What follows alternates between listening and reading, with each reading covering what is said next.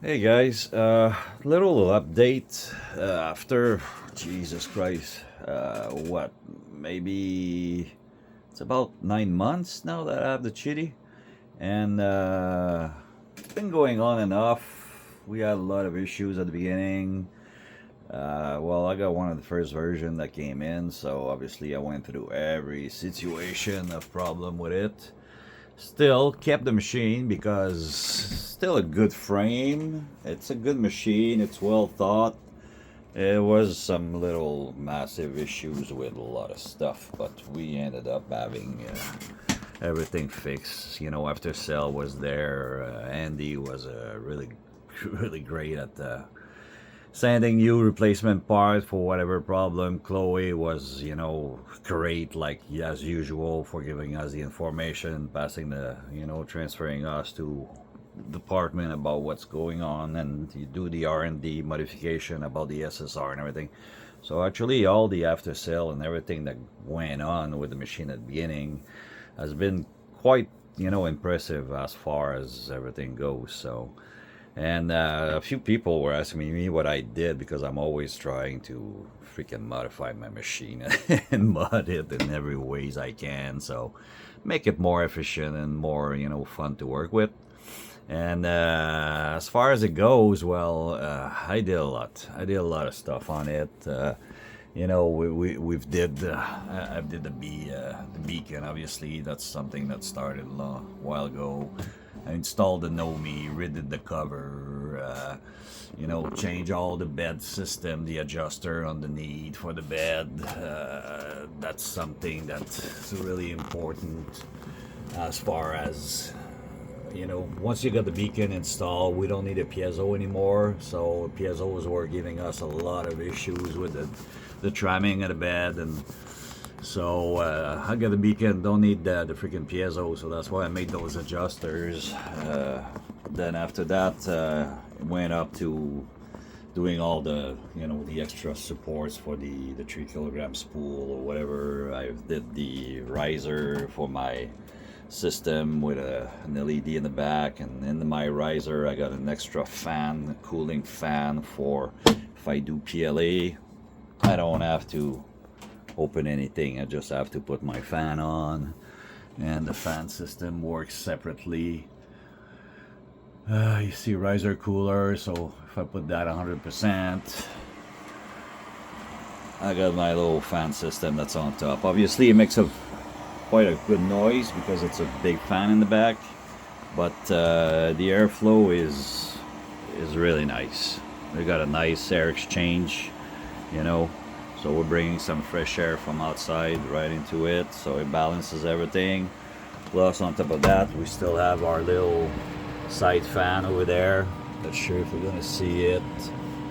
So we got the side fan. Even this one, I modified it because it was way too noisy and way too big for no reason. It's only an air transfer. Noisy works,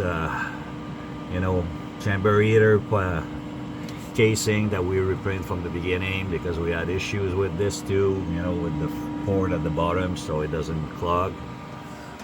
What else? Well, I did my little poop chute because I'm stuck in the wall. I don't have much space, so I got a tiny fucking Matchbox poop chute that's right there in the back. So that works well. And yeah, that's it. What else did we do? Change this, change that, LED, a lot of modification into the G codes and everything else, but the machine works super well. It's a really good machine. It's versatile, work with ASA, ABS, and everything that can't be printed into it. And yeah, it's a good machine. I really like it. Still got my little KE over here. My little KE does the same thing. I'm actually running a beacon on it, so I got a real nebula pad because I like to have a full clipper system.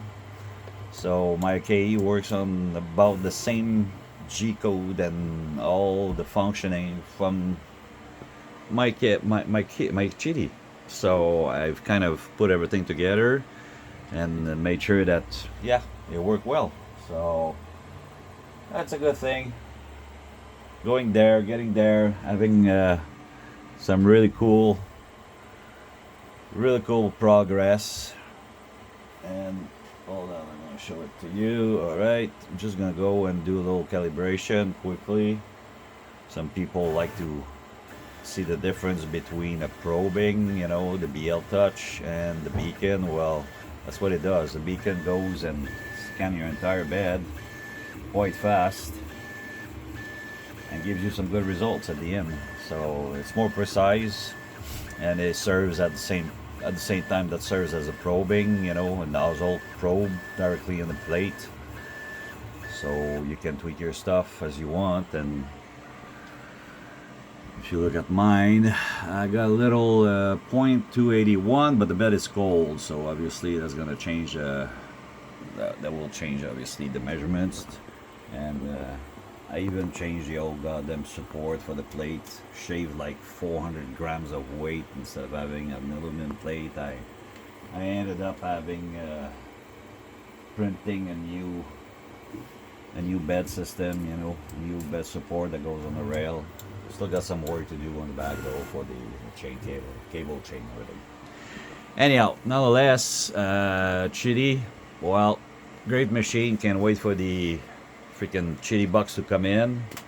How is all this gonna turn out when the box is gonna be ready to work? Since we have the beacon, there's gonna be some modification that will need to be done. But if everything goes well, and then the you know, the process of hooking it up, obviously we're gonna have to find a way to use it. So it's, I don't know.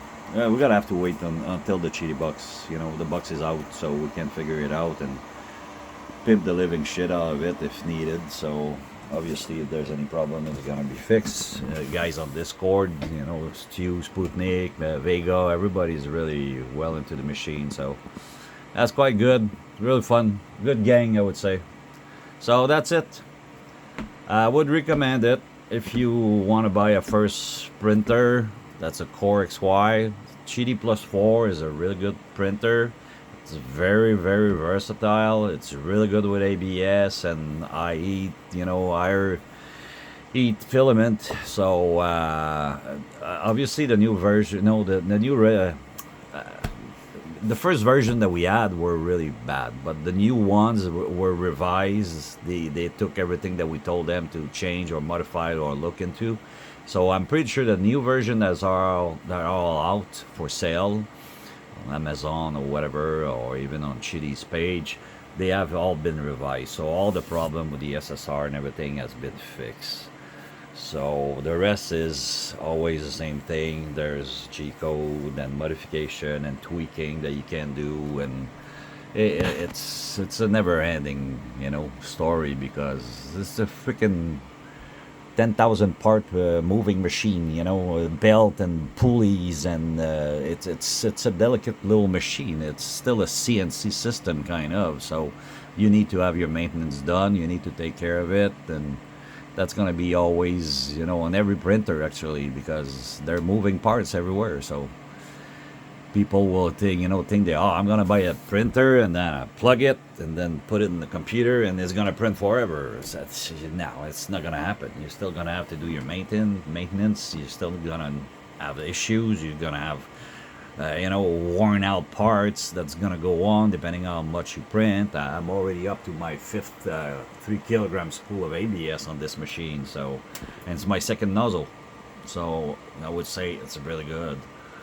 So yeah, it's been a good journey with this little machine. Still having fun playing around, you know, building all kind of stuff, and then making my own design for what I need. And that's what's cool about this, is that you can create whatever you want, and then you transfer it on your printer, and then you create what you invented. Or you simply go online and fetch some files and print little toys and this and that and utility and tools. So it's a cool world. And you can also do these, printed that on that Qidi, and then painted it. And there's plenty more to come and to do, so it's a good thing. Alright guys, have fun. If there's any problem, well, you know where to reach me. I'm always on Facebook or on the Discord or on the Reddit page. So trying to help as much as I can with everyone else, so nobody gets stuck. All right, have fun. Happy printing.